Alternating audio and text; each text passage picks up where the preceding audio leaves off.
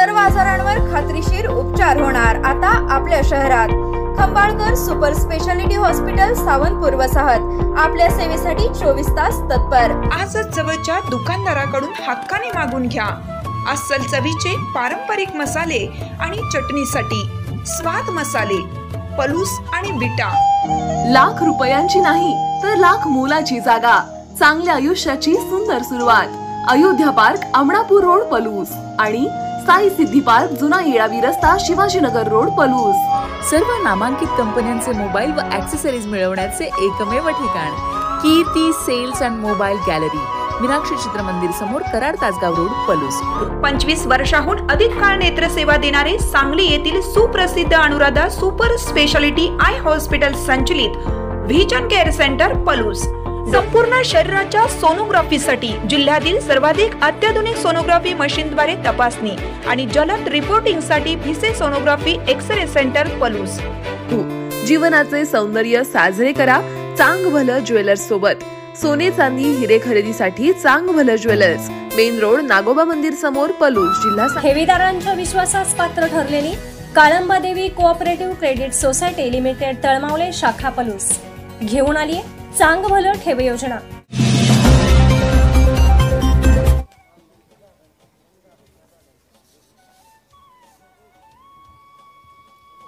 आज Mamasaheb Pawar Satyavijay cooperative bank limited Kundal या संस्थेच्या नूतन इमारतीच्या उद्घाटन समारंभाच्या निमित्तानं उपस्थित असलेले या महाराष्ट्रातील राजकीय, सामाजिक, साहित्यिक, कृषी क्षेत्रातील मान्यवर आणि उपस्थित सभासद बंधूंनो, खरं म्हणजे मागील 60 वर्षापासून सामान्य माणसांच्या अर्थकारणाची कणा झालेली ही सत्यविजय बँक आणि ह्या बँकेच्या नूतन इमारतीचा अत्यंत उत्साहवर्धक हा कार्यक्रम, तसं म्हणलं तर साहेब कुंडल परिसरासाठी आदरणीय महेंद्रप्पा, आदरणीय शरद भाऊ, आदरणीय बाळासाहेब बापू एकत्र असतात त्यावेळेला तो आनंद सोहळाचा असतो आणि त्यात आज हा इमारतीचा आनंद सोहळा आलेला आहे।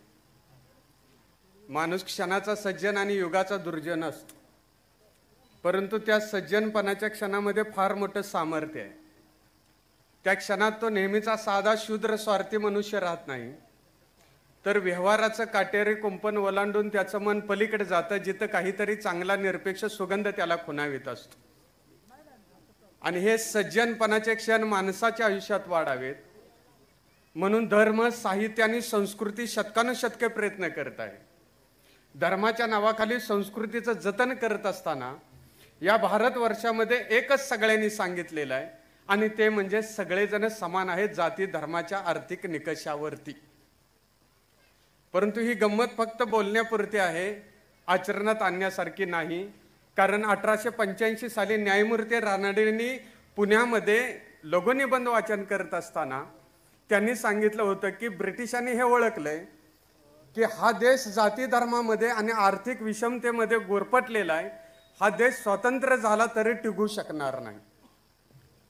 आणि म्हणून या देशातील ज्या क्रांतिकारकांनी हा देश स्वातंत्र्य व्हावा म्हणून प्रयत्न केले, ते स्वातंत्र्यानंतर वेगवेगळ्या राजकीय, सामाजिक क्षेत्रामध्ये पडले। परंतु क्रांतीवीर मामासाहेबांनी विचार केला की खरंच जर भारत स्वतंत्र झाला असेल तर ही आर्थिक विषमता बाजूला सारली पाहिजे।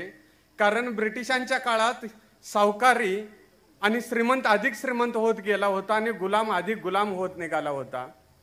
म्हणून मामांनी ज्या वेळेला 1965 साली सत्यविजय बँकेची स्थापना केली, त्यावेळेला किर्लोस्कर इंजिन शेतकऱ्यांच्या विहिरीवरती गेलं पाहिजे, नंतर मोटर शेतकऱ्यांच्या शेतावरती गेली पाहिजे, त्यांना नंदनवन आलं पाहिजे आणि त्यातून मिळालेलं अर्थकारण हे चांगल्या व्यवस्थेच्या माध्यमातून समोर आलं पाहिजे।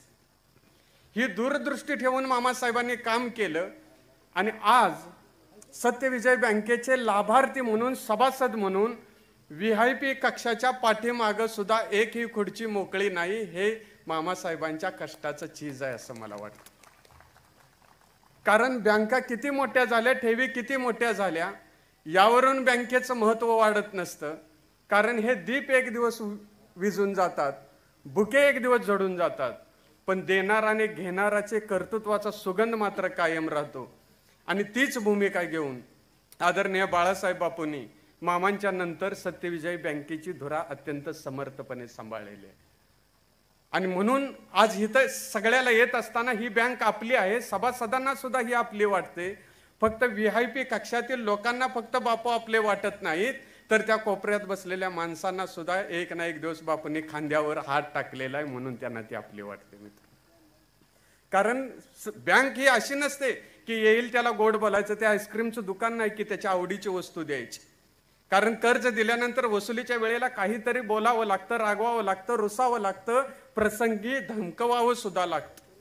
परंतु 4 दिवसानंतर त्याच माणसाच्या खांद्यावर हात टाकून बापू आपले प्रेमानं, मायेनं आणि विश्वासाने जवळ धरतात.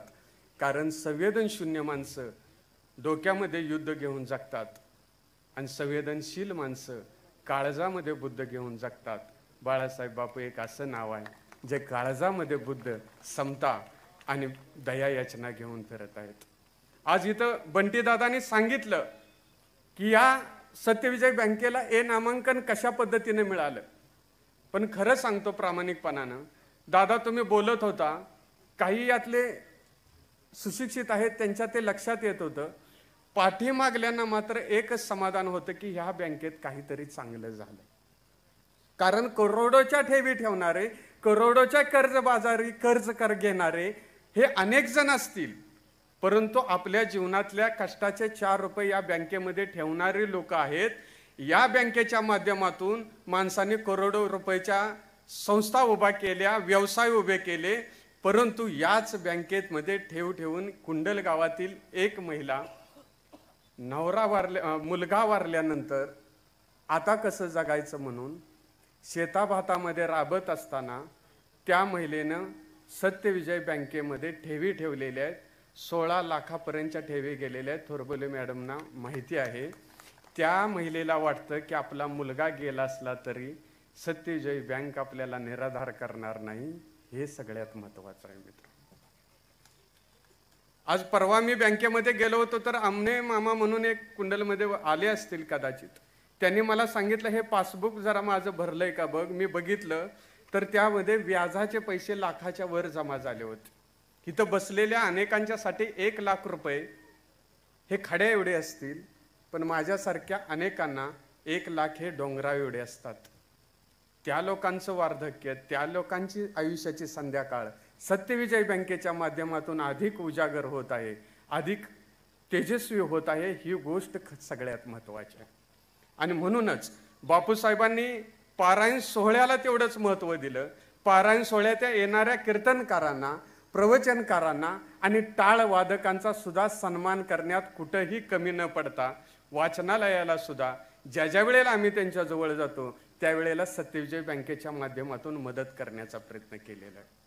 आणि म्हणूनच ही बँक अधिक प्रगतीपथावर जाते, ही बँक अधिक यशस्वी होते.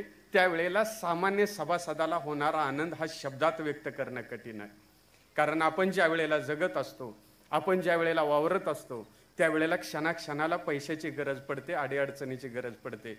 आणि जीवनाचं एक सगळ्यात मोठं तत्वज्ञान आहे की उपकारानं माणूस मिंदावत आणि ते मिंदे पण त्याची जीभ कापून टाकतं आणि मग त्याला पापाशीही तडजोड करावी लागते. 5-50 हजार कुणाकडनं उसने घेतल्यानंतर माणूस किती वेठीस धरला जातो, किती गुलामीची वागणूक दिली जाते. विचार त्याचे बसनात बांधून त्याला स्वतःच्या बापाचा फोटो सुद्धा हॉलमध्ये लावण्याचं स्वातंत्र्य राहत नाही. अशा वेळेला त्यानं सन्मानानं बँकेमध्ये येऊन 5-50 हजार कर्ज काढावं, अभिमानानं ते भरावं आणि पुन्हा सत्यविजय बँकेकडे दिमाखानं बघावं. ही भूमिका सत्यविजय बँकेची आहे. सत्यविजय बँकेचे 4 मजले असतील, पण 4 मजल्याच्या उंची इतकीच त्याची पायाभरणी ही तेवढीच 50, 60, 100 फूट खाली आहे. हे गावानं बघितलं. म्हणजे बँक जितकी वर जाते ना तेवढी खाली मजबूत असावी लागते. आणि बापूने रात्री 12 वाजता खुर्ची तिथं टाकून बँकेची मजबूती बघण्याचा प्रयत्न केलेला आहे. बँक अभंग राहील यासाठी प्रयत्न केलेला आहे. आणि ती सूत्र आता बंटीदादांच्याकडे जात आहेत. सामान्य माणूस, गरीब माणूस आणि श्रीमंत माणूस यामध्ये वेगळा फरक नसतो. 2 रुपये कोणाला मागावे लागले नाहीत तर तो माणूस श्रीमंत होतो. आयुष्याची श्रीमंती उभा करण्याचं काम सत्यविजय बँकेनं केलेलं आहे. ज्या वेळेला या सामान्य ह्या माणसांच्या माझ्यासारख्यांच्या आयुष्यामध्ये दुःख येतील, ज्या वेळेला आमच्या आयुष्यात संकट येतील, ज्या वेळेला जवळची माणसं आम्हाला निंदतील, आम्ही संपावत म्हणून ती लढत राहतील, कुडत राहतील, जळत राहतील, जगावं की मरावं असा प्रश्न आमच्या पुढे उभा करत राहतील, अर्थकारण आमचं डळमळीत होईल, त्या वेळेला सत्यविजय बँकेचे दरवाजे आमच्यासाठी कायम खुले राहावेत अशी सभासदांच्या वतीने मी लाख अपेक्षा करतो. धन्यवाद आणि शुभेच्छा देतो. धन्यवाद. धन्यवाद. यानंतर मी विनंती करतोय रमेश बनकर फाउंडेशन